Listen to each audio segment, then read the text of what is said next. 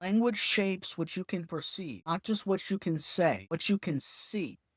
So when we talk about what it means that most content consumers have no language to describe their own consumption, what that means in practice is that they're paddling against the infrastructure of an algorithm without a paddle. The algorithm is the current, and if you don't have the infrastructure and the language to name what you're doing, you can't identify which direction you're rowing. So what does language actually do when you introduce it to your consumption practice? The more granular you get, the more you can transform yourself from a passive content consumer into an active content consumer.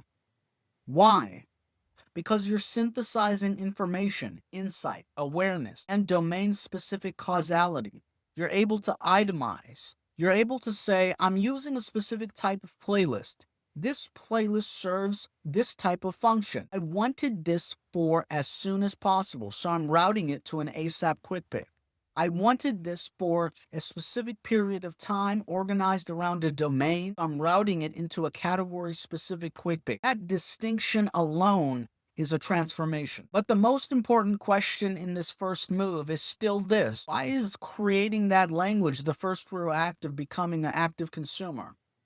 Because it begins with a title. When you start with a naming schema, when you start to itemize items in your hypergraph, your own relational map of media, you gain insight into your lived experience as a consumer. You partition intent.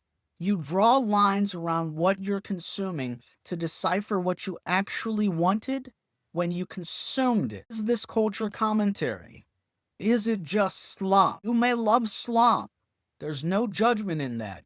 But is it slop that you would love the same amount if you were consciously aware that it was slop, that you weren't even going to save it, that it wasn't worth your time or energy or effort in any structured sense? Or is it something that deserves to live somewhere in your consumed digest? That is the question language lets you ask.